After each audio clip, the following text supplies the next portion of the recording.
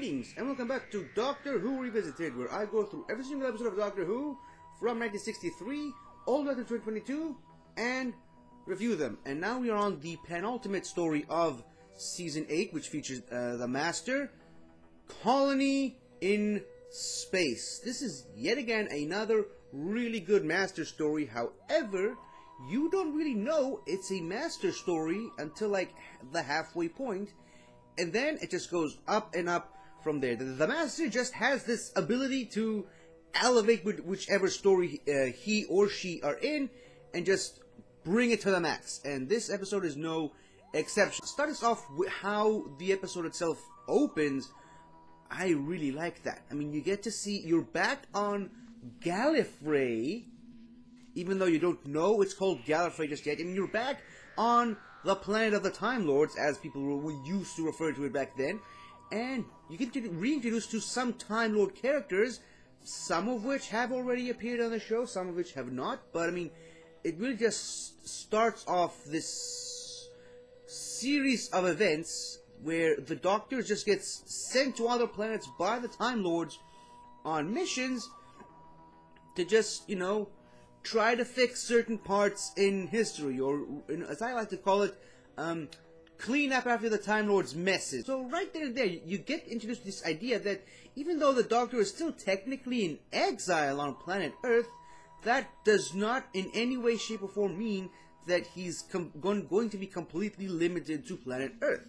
I mean, I think at this point, after a number of serials taking place exclusively on Earth with the unit crew, which I like, and a lot of other people do, I think at this point the producers realized that traveling through space and time is kind of the bread and butter of Doctor Who, and you just cannot limit the Doctor to being on just one planet, so they find a nice creative way of having the Doctor and companions go off on adventures on other planets, but still keeping him well and truly within the limits of his exile. And I think that was a really creative way. And I mean, you already introduced the Time Lords a couple of seasons ago. Might as well use them. I mean, they are the Doctor's home people. Sorry, the Doctor's own people, as we were led to believe at that time. But yeah, so you have this incredible piece of Doctor Who lore now.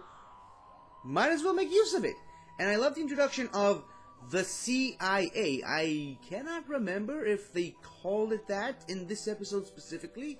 It might have originated a couple of episodes later, but yeah, the CIA, the Celestial Intervention Agency. What a cool concept for Doctor Who. And I love how they've evolved that concept and expanded it in other forms of Doctor Who media. But yeah, so, I mean, right off the bat, the intro to this episode pretty much lets you know exactly what you're in for. The Time Lords messed something up. Something is missing from their vaults, and they need someone to fix their messes before it gets too out of hand. So what do? They pluck the Doctor from his exile and drop him somewhere off where he can do good, knowing full well that he will. And I love the connectivity of the scene where the TARDIS just takes off and leaves with the Brigadier entering the office and just goes, "Doctor, come back at once!" And he just stays there for 6 episodes, and you come back to him at the very end of episode 6, and he's still standing there going, "Doctor, come back at once!" And then the TARDIS reappears, and he thinks that, no, the Doctor just came back because he told him to, but really he was completely unaware that the fact that Joe and the Doctor were on an alien planet in another time for who knows how long. Now, going into this alien planet itself, I like the story on the planet Xarius. I think it was mainly interesting reflection on reality, with the colonists being compared to American colonizers and the Oxarians being compared to Native Americans. There's all kinds of interesting social political commentary in this episode. That's what really makes this episode so great. Some of the best Doctor Who episodes are the ones that just show a mirror up to the audience and shows them in a fun sci-fi-ish way their own life. I like these episodes, and yeah, it really just goes into the point that I keep trying to tell people, that Doctor Who has always been political since its very inception, but, you know, people be people. But yeah, so the actual colonists themselves, I really like the set design of this episode, and more so, I really love the costume design of this episode because it really does make them look like colonists. It makes them look like farmers, even though they are far out in the far, far future on another planet. Something about it just has that human quality of these are just pioneers, explorers. They got tired of the bureaucracy on Earth and the pollution and everything, and they just got on a spaceship and left, and they decided to settle on the first planet they saw and make it their own. And I like that. I like that as a story element, and I love like I said, the set design. It really does look like they built this colony out of scratch, which I suppose accounts for the budget for set design at the time. So it really is the perfect way of merging these two concepts together. I love all the references to how Earth is at the time and how Earth was like when it left. I mean, these are problems that we're still facing in our planet today, and they were also just as prevalent in the 1970s when this was made.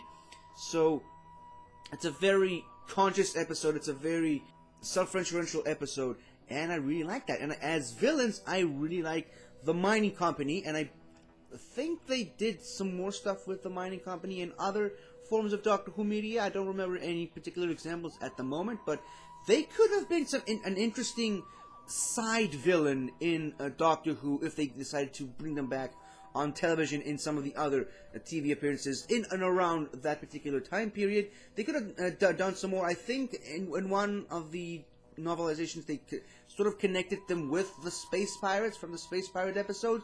You know, that could have worked. I mean, if Doctor Who was a little more connected with itself at that time, and well, now this could have, they could really have an interesting bit of lore to add to this universe. But you know what? They decided not to go for it, and I'm fine with it as long as they were good antagonists for the Doctor and the colonists in this episode specifically. And I love that how the Doctor, even though he's been thrust into this situation that he has no idea what he's supposed to do, he just knows that the Time Lord sent him there to do something without telling them what to do, because, you know, Time Lords in their usual vagueness, they just drop him in there and he doesn't even know what he's supposed to do, but he's just supposed to find what he has to do on his own with Joe. And of course, he, being the Doctor, he eventually finds the problem. There's a bit of a scare. There's some crazy giant lizard monsters walking around killing people,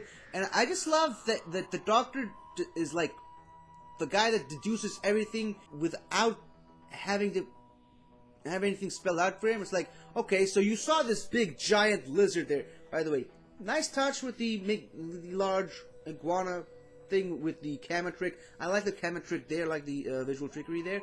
But yeah, so you saw this big giant lizard. How did it get through the door?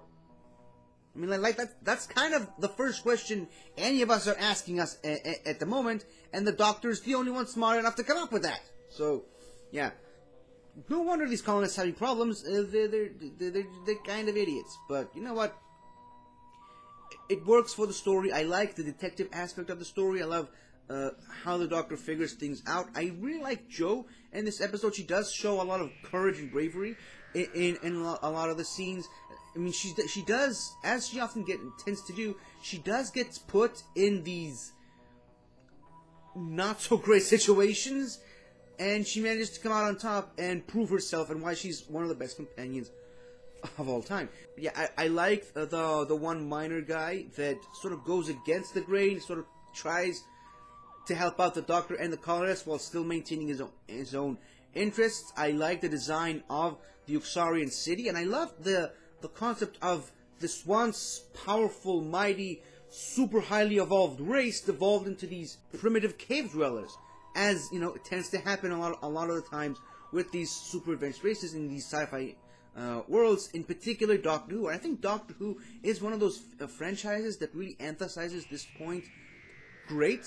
I mean, the first example that comes to mind, other than the Uxarians obviously, is the Macra, who were these big mastermind puppet masters in the Macra Terra, and that they devolved into simple beasts billions of years later in Gridlock, or rather the humans from the Face of Evil story. I mean, Doctor Who does these things all the time. It's like people who a race of people who were once highly intelligent and civilized evolved into barbaric primitives, and these things can happen if you're not careful with how you handle your race, which is pretty much exactly what the Uxarians did with the ultimate super weapon that the Master tries to get. And oh yeah, the Master! I barely even got time to talk about him. Like, he shows back up and shows his usual trickery of showing up a bit early, setting himself up, building himself up, so when he actually shows up in the story, he's already this established character in the timeline that he's in. And that's something that the Master does a lot, not particularly in the John Pertwee era. This is something that a lot of the other Masters have adopted, because, once again, the Doctor was, for the most part, kind of stuck in one place, so the Doctor didn't have that much time to build himself up, as opposed to some of the other stories that he's in, or she, but it's a really good trait of the Master, and I like the connectivity, if you will. I mean, it's mostly a fan theory, but the connectivity that the original Adjudicator was one of the pre-Hartnell Doctors, you know, because I'm pretty sure it's... can't remember which one. It might be Graham Harper or Douglas Camfield. I'll look it up later, but yeah, his picture was used as the original picture, the picture of the original Adjudicator before the Master disposed of him, and then was reused again in the Morbius Doctor's scene in the Brain of Morbius. So it could have been another Doctor. Who knows? I mean, we're not really giving a specific name for that Adjudicator, at least not that I can remember. So I like that idea. And I love that even though the Master is very clearly the villain, he's still maintaining the guise of someone who's out for justice. And I think, as a trial scene, I think the trial, that the hearing, whatever you want to call it, that he does between the colonists and the IMC, the mining company, is about as fair as you can make it. And of course, he has his own interests, and you know who he's going to side with from the get-go.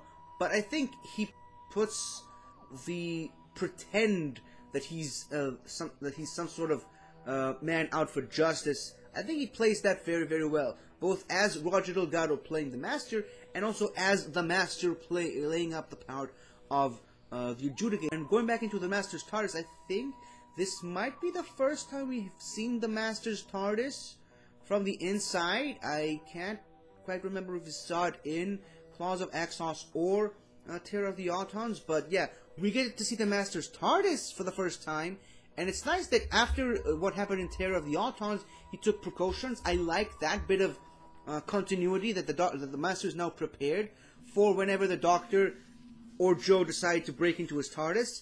And speaking of Joe, one major negative that I can say about it is, like, she knows that the Master has an alarm system at the entrance of his TARDIS, and her and the Doctor had to crawl on the floor to get past that, and so she just casually walks in and out of the TARDIS and sets off the alarm. I mean, it furthers the story along. I mean, it helps the plot, but I mean, I didn't quite like that. I mean, I know that Joe isn't always portrayed as the smartest person, and she herself, the character and the actress, as a matter of fact, acknowledge that, but I mean, I think I could have done without that bit of stupidity from Joe, but like I said, it furthered the plot, so I can't be too mad about it. So yeah, I think I've talked all about I can say.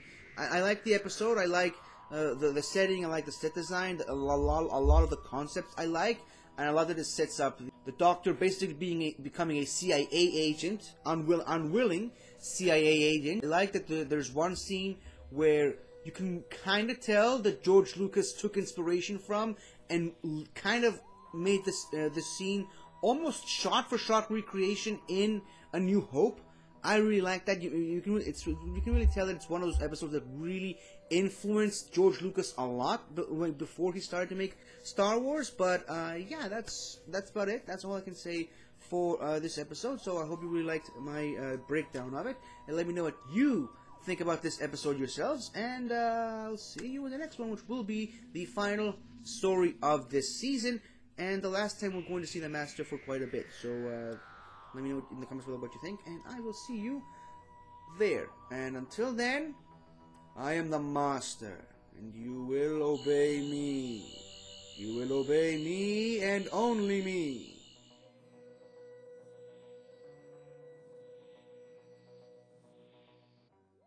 Hi there! Thank you for watching the video.